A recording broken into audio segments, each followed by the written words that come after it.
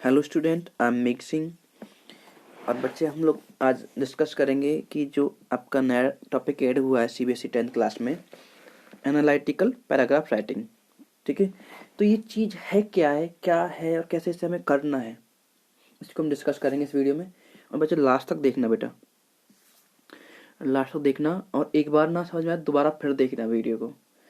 ठीक है, आराम से आ जाएगा, ये मेरा यकीन है। जैसा कि ये टॉपिक इजी है, टफ नहीं है ना, तो आराम से आ जाना चाहिए। कंपेयर टू आपका जो स्टोरी है, लेटर है, वो नहीं आएगा इस बार, केवल लेटर आएगा और आपका ये पैराग्राफ राइटिंग आएगा। ठीक है, तो शुरू करते हैं बेटा। देखिए, ये जो पहले समझ लीजिए कि है क्या है, कोई हुआ नहीं है, बहुत इजी है बच्चे, बहुत आसान है। फिर समझिए क्या है ये पैराग्राफ राइटिंग। देखिए, an analytical paragraph writing is a form of descriptive writing which is written on the basis of given chart, graph, data, outline, close, table. अब सुन लीजिए क्या है बेटा। ये एक एनालाइज करके डिस्क्रिप्टिव है, कोई वर्णन करना होता है। और कैसे लिखना है हमें, ये गिवन बेस लिखना है। मतलब कि आपको गिवन दे रखा होगा, आपको कोई चार्ट दे रखा है, कोई ग्राफ दे रखा है, दे रखा होगा, डेटा, आउटलाइन, क्लूज, एट्सेट्रा। आपको मैं दिखाऊंगा बाद में एग्जाम्पल के तौर पे क्या कहते हैं, कैसे कैसे आपका क्वेश्चन बनेगा बोर्ड में। ठीक है, समझ में आ गया। एक बोर्ड में क्वेश्चन आएगा, इसमें आपको ग्राफ आएगा, ग्राफ या पाई चार्ट, चार्ट है ना, टेबल, उसमें आपको इन्फॉर्मेशन दे रखी होगी, आपको वो लिखना है। और इन प्योर हिंदी और देहाती समझ लीजिए, जो आपको दिख रहा है वो आपको लिखना है। जैसे मान लो मैथ में आप पढ़ते हैं ना, कोई ग्राफ आ गया है ना मैथ में, आप उसको सॉल्व करते हैं, तो आपको ग्राफ देख के आपको उसको वर्ड्स में लिखना है। ये हो गया आपका। मान लो आपको कोई चीज़ दिखा दी, उसको कह दिया कि भाई बेटा आप इसे लिखिए, आप इसको एनालाइज करिए, वही आपका क्या है, एनालिटिकल पैराग्राफ राइटिंग है। ठीक है बच्चे, देखिए अब देखिए आगे। It requires analysis and comparison of the given fact. जो फैक्ट आपको दे रखे हैं उनको क्या करना है, आपको एनालाइज करना है और कंपैरिजन करना है। बाकी ना ध्यान रख लें बच्चे, कोई बाकी नॉलेज जो जानकारी है आपको, वो आपको नहीं लिखनी है। चाहे आपने कितनी नॉलेज कर रखी है, साइंस की, साइंस टेक की, है ना, फैक्ट आपको याद है, मत लिखिए। जो आपको गिवन है ना, आपको वही लिखना है। ठीक है, याद रखना आप लोग।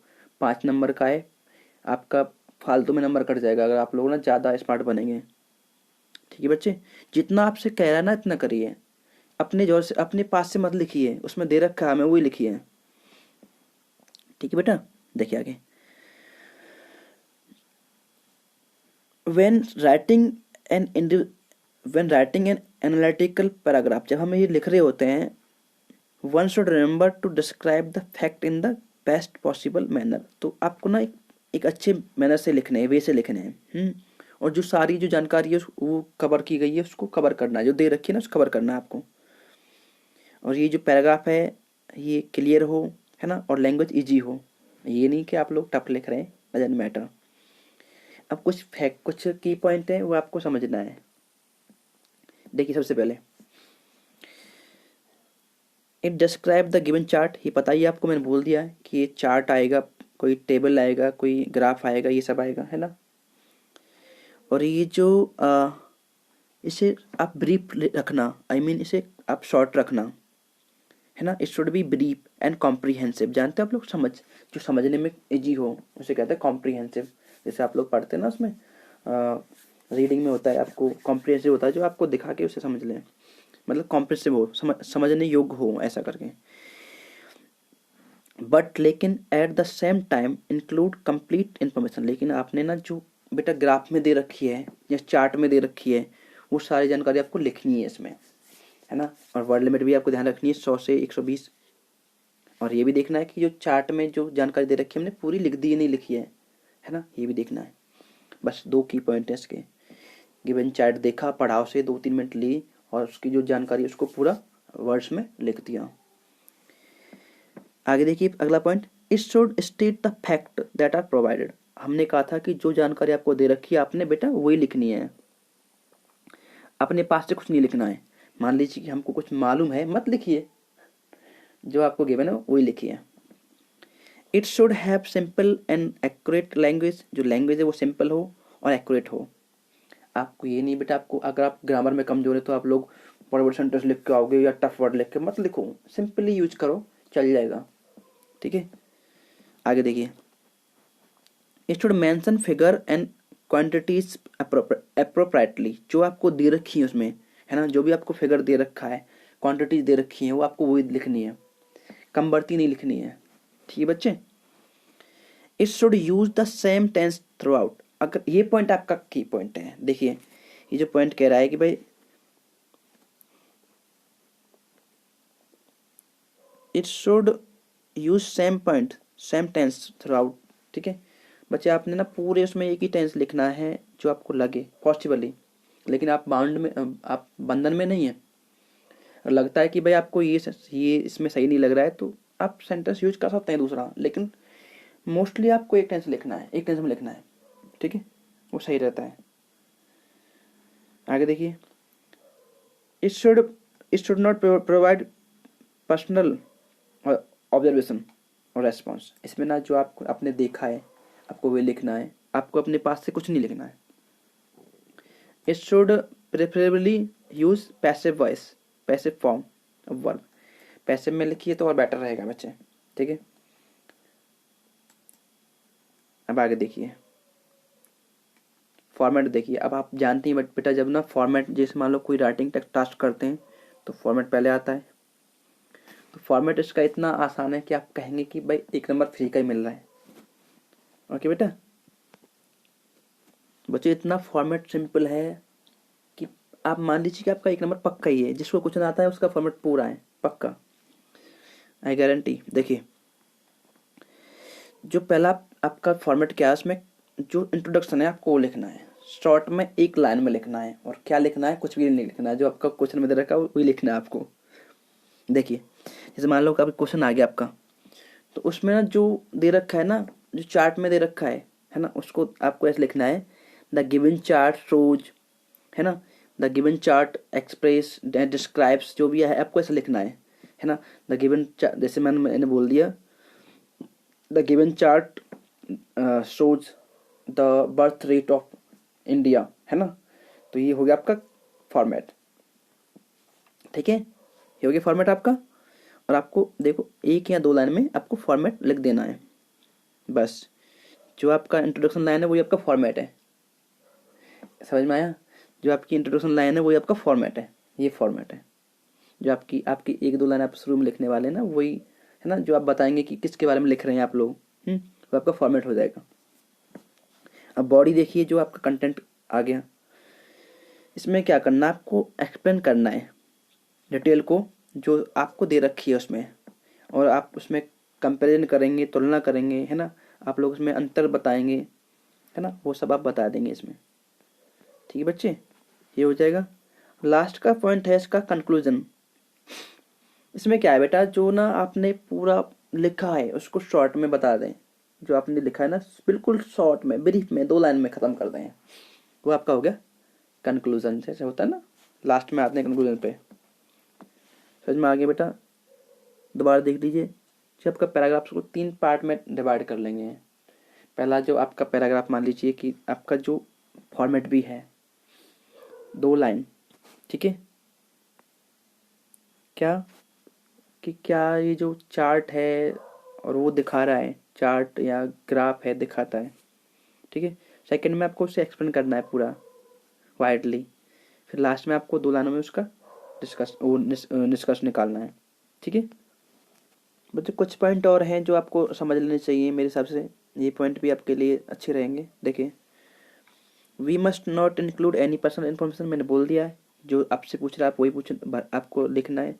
अपनी जानकारी मत लिखिए, चाहे आपको कुछ भी आता है उसके बारे में। जैसे मान लो कि भाई उस पेपर में तो कम दे रखा है जानकारी, आपको ज़्यादा आती है, मत लिखिए, जो पूछ रहा है इतना ही लिखिए बेटा।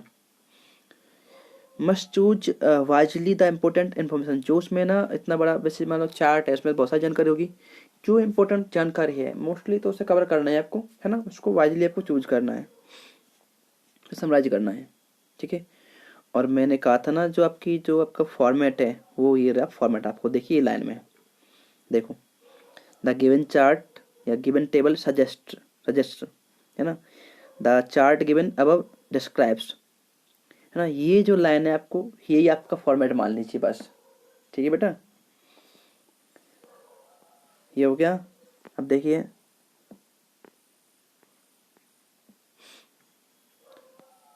अब आप देखिए एग्जाम्पल सीधा, ठीक है बेटा, आप समझ जाएंगे। जैसे आपका ऐसा आएगा, इसे पढ़ लेते हैं एक बार।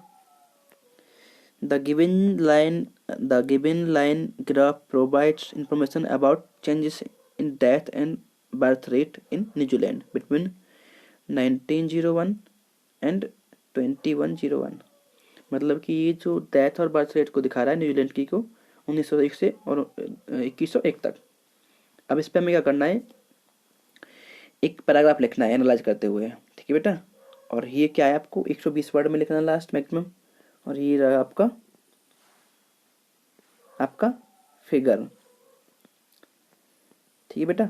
आपको ये पढ़ लेना, रीड करना है। अब देखो, जैसे मान लो कि मैं दिखा दूं आपको, भाई ये जो 1901 में तो इतना था ये रेट, है ना, ये दिख रहा है ना आपको। अब मैथ में तो आप जानते हैं, अगर आप पढ़ना आपको आता है ढंग से, कोई दिक्कत नहीं आएगी, ठीक है बेटा। तो बच्चे ये जो ग्राफ दे रखा है ना, ये पढ़ना है हमें, ना। देखो 1901 में इतनी थी रेट, है ना। हाँ, ये आपकी बर्थ रेट है ब्लैक वाली, ये आपकी डेथ रेट है। अब पढ़ना है। अब देखो 1921 में इतनी हो गई, है ना, जो डेथ रेट थी वो घट गई, है ना, बर्थ रेट घट गई और डेथ रेट बढ़ गई, ये दिख रहा है ना आपको। फिर आगे देखो 1941 में क्या हुआ, जो बर्थ रेट थी वो घट गई, है ना। और वो ऐसे करके फिर आगे देखो 1961 में देखो, वो बर्थ रेट बढ़ती गई और वो कांस्टेंट, वो लगातार सेम सी रही, है ना। फिर आगे देखो, ऐसे आपको एनालाइज करना है, ठीक है, ये समझ के। और फिर देखो कब ये इक्वल आ गई, बराबर हो गई 2021 में, या फिर 2021 से 25 में ये बराबर सी होगी दोनों इक्वली, ठीक है। तो आपको ऐसे पढ़ना है ये पैराग्राफ। और मुझसे बेटर आपको आता है पढ़ना मैथ्स में, ठीक है। तो जिसको मैथ्स अच्छे से आता है वो आराम से इसको कर देगा। खासकर जो पैराग्राफ, जो इसमें ना आप लोग ग्राफ वगैरह करते हैं उससे, या चार्ट वगैरह करते हैं। अब देखिए ये जो आपका आंसर है, देखिए द ग्राफ शोज, हमने कहा था ना ये दिखाएगा आपका पैरा। अब देखिए आपका ये जो फॉर्मेट बोल रहा हूँ मैं, द ग्राफ शोज, मैं आपको मार्क कर रहा हूँ बच्चे, ये ना आपको ये फॉर्मेट है आपका, ठीक है। The graph shows the changes in the birth and death rate in New Zealand since 1901, ठीक है, फोरकास्ट एंड टिल इतना इतना, ठीक है। तो बेटा ये आपका हो गया फॉर्मेट, समझ में आया बेटा। एक लाइन का फॉर्मेट हो गया और आपका एक नंबर पक्का हो गया, गारंटी। तो ये जो आपको चार्ट वगैरह दे रखा है ना, जिसमें आपको जानकारी दे रखी है जिसके बारे में, वो लिख दीजिए आप एक लाइन में। और सिंपल है, सिंपल प्रेजेंट पे लिखिए ऐसे करके, द ग्राफ शोज या डिस्क्राइब्स या इलस्ट्रेट्स, जो भी आपको लगता है अच्छा, है ना। इसके बाद क्या है, देखो ये क्या कह रहा है कि बिटवीन भाई 1901 और 2041 में क्या हुआ, birth rate has been consistently higher. तो वो कह रहा है कि भाई 1901 में और 41 में जो बर्थ रेट है वो हाई रही थी, है ना। बाकी में ऐसे करके ये आपको बता रहा है, ठीक है। और फिर क्या है, आगे ये बोल रहा है कि भाई तब ये इतना हो गया, पीक पर पहुंच गई, है ना, पीक पे पहुंच गई। और इतनी इतनी, है ना, ये सब बोल रहा है कि इतना ये दे रखा है उसमें, ग्राफ में दे रखा है ना आपको, पूरी जानकारी दे रखी है, ठीक है। और फिर कह रहा है कि भाई, फिर आगे देखो, फिर ये डेक्लाइन हुई, ये भी बता रहा है कि कब डेक्लाइन हुई, है ना, कब कब कितना हुआ, फिर अंतर बता रहा है, ठीक है। फिर कह रहा है कि जो डेट थे वो आगे बढ़ गई, ठीक है, हैज इंक्रीज हो गई, है ना। तो ये सब आपको एनालाइज करना है, जो आपको पढ़ के करना है उसको, ठीक है। अब देखो लास्ट में वो आ रहा है, the graph indicates the slighted decline of the in death in the, और ये दिखा रहा है कि भाई 2101 में जो जो वो है, जो डेथ रेट है वो डिक्लाइन हो गई, कम हो गई, ठीक है। अब ये हो गया। अब देखो शॉर्ट लास्ट में जो हमने कहा था कि वो क्या है आपका कंक्लूजन क्या है, देखो। अब देखो ये रहा, the overall as opposed to the prevailing trends, the death rate will be reversed and will be more than the birth rate in the latter part. Part of this century. तो ये short में हो गया आपका conclusion. ठीक है बेटा, तो समझ में आया। तो ये जो ना आपको, जैसे मान लो जी आप कमजोर हैं बेटा ग्रामर में, तो डोंट बी अपसेट कि ये जो आपका पैराग्राफ आपसे नहीं होगा। सबसे ईजी है मेरे हिसाब से, तो ईजी है, काफ़ी ईजी है। ठीक है, देखिए करना क्या आपको, जैसे मान लो कि ये जो आपका क्वेश्चन नंबर 2 है, इसमें क्या आपका ये दे रखा है ना, और फिर थर्ड में आपको ये दे रखा है, पाई चार्ट दे रखा है ना। तो जो भी आपको दे रखा है आप उसे रीड करिए, अच्छे से रीड करिए, समझिए, तब आप उसको सॉल्व करिए। ठीक है, और ये जो आपकी टेबल दे रखी है ना, इस टेबल को पढ़िए आप लोग। तो आपके 4 एग्जाम्पल हैं इसमें, इस PDF फाइल में, है ना। जिसके पास है ठीक है, वो मुझे टेक्स्ट कर दे, मैं उसे भेज दूंगा। ओके बेटा, और इस वीडियो को फिर से देखना एक बार दोबारा से, अगर समझ में नहीं आया हो तो एक बार में, मैं कह रहा हूँ बेटा समझ में आ जाएगा, इजी है। अगर आप फिर भी नहीं आए ना, आप मेरा एक लास्ट में आपका आपसे ये आपके लिए सुझाव है, आप ना ये जो 4 एग्जाम्पल मैंने दे रखे हैं, ये चारों आप क्रैम कर लेना लास्ट में, अगर आपको नहीं आए तो। हालांकि मुझे लग रहा है जो बच्चे पढ़ते हैं उनको तो आराम से आ जाएगा, इजी है। लेकिन जिसको नहीं आए, जो बच्चे कमजोर है ग्रामर में, वो 4 समझ लें, 4 और आप याद कर लें। जैसे मान लो कि आपके 4 लॉन्ग मान लीजिए, बट आपने 4 लॉन्ग याद कर लिए, तो आपके मतलब 5 मिनट पक्के मान लो, क्योंकि इसके रिगार्डिंग ही आपका बोर्ड में आने वाला है। मैं ये नहीं कह रहा हूँ कि यही आएगा कोई सा, इनकी तरह ही आएगा ना वो भी, तो कोई चार्ट होगा, पाई चार्ट होगा, तो आप ना जो आपने याद कर रखा है वो उसकी जो भाषा है वो वहाँ यूज कर लेंगे। ठीक है, नॉलेज जो डेटा तो वो यूज कर लेंगे उसका, लेकिन जो भाषा है ना, जो लैंग्वेज है उसकी, इसकी इस वाले की आप वहाँ यूज कर लेंगे। ठीक है, तो यहाँ पे आपके लिए थोड़ा सा बेनिफिट रहेगा एग्जाम में। ठीक है, ओके बेटा, फिर भी कोई डाउट रह गया तो आप मुझे पूछ सकते हैं। Okay, thank you.